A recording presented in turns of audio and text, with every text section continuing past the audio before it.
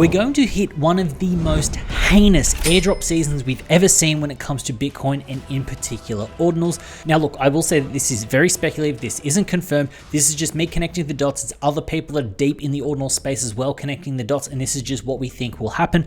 Also down below there are chapters so you can just fast forward to the sections that you want to help you navigate the video easier. Also, this is not financial advice, I'm not a financial advisor. Please do your own research before moving in on the Bitcoin, crypto, Ordinals, runes space.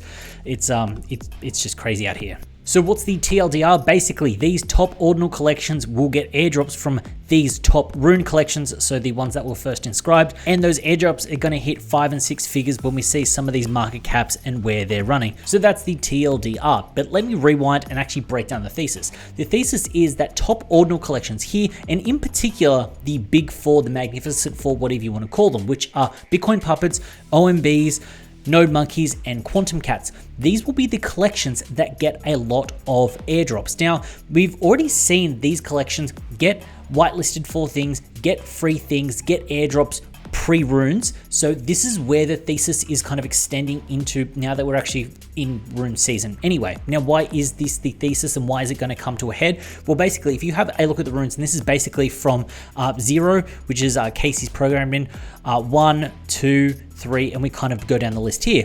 We can see Fehu, this thing was basically 99% pre-mined.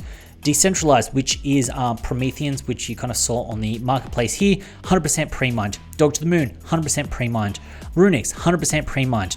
Dog, 100% pre-mined. Arctic Genesis, 100% pre-mined, 100% pre-mined, 100% pre-mined. You can kind of see where I'm going. You can go page on page, and all of these are almost 100% pre-mined. Now, the thesis is all of these that have been 100% pre-mined, they're not just going to dump onto the market. They're most likely not going to do some kind of pre-sale. These runes will airdrop to the top ordinal collections. Now, the reason being is if they want to, they being the team, have a big, large allocation bag, so just say they hold 10 or 20% of this, what they want to do is they want to run, if they hold a 10% bag and they run it up to a $100 million market cap, they're holding $10 million worth of runes.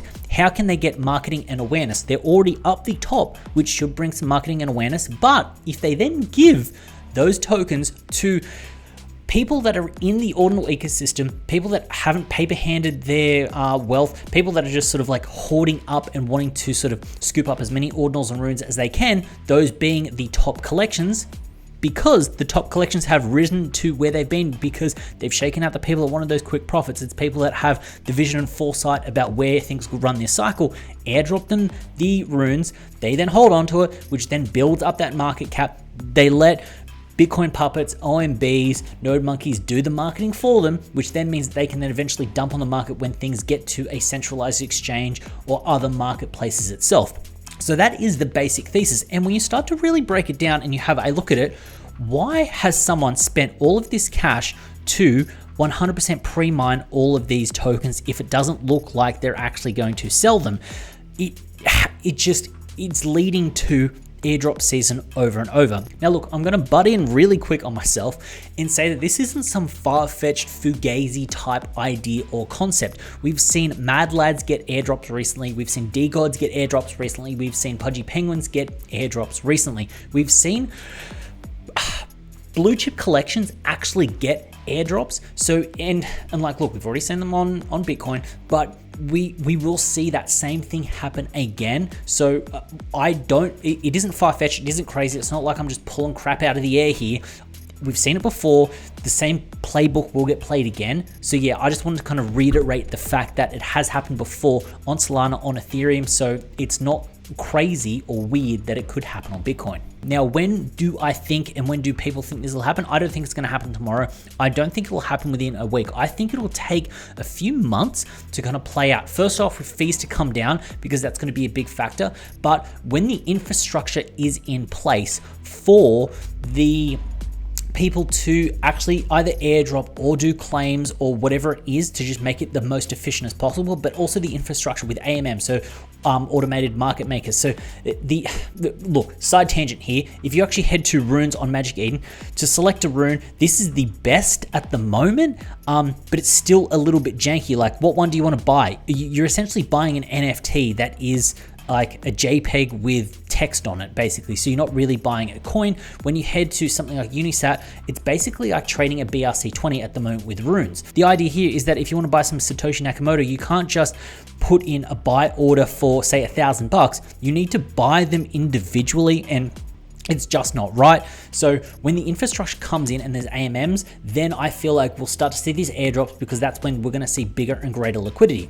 I also think the teams that have pre-mined these are waiting for the big guns, the big boys. So something like the decentralized by the Cyberkongs team or Doggo to the Moon to hit a Binance, to hit a Coinbase. I actually don't think Coinbase will kind of do it, but a Coinbase, a big centralized exchange, and trade natively there, like we have seen with Audi, then it'll give permission for everyone else to get the airdrops, for there to be a road for the teams that have pre-mined these to actually get some exit liquidity from everyone else. So I guess what I'm saying here is, if you have the ability to move in on some of these high quality projects, and they don't need to be the big four, they could be the ones that are sort of a second tier down, but I do believe they will get these airdrops, and I think a lot of people believe they will get those airdrops. What I think will happen in the order of things is there will be 1 or 2 airdrops that come through.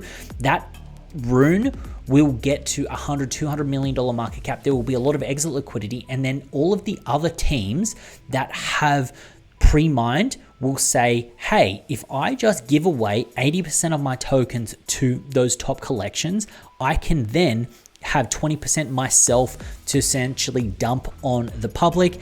And then you're going to have the other market participants that don't have enough money, that can't get these top collections, that will most likely buy into these runes that have been airdropped. That's the way that I think will kind of happen. And then I think it will kind of fizzle out once we see it over and over again, and once it's kind of played out.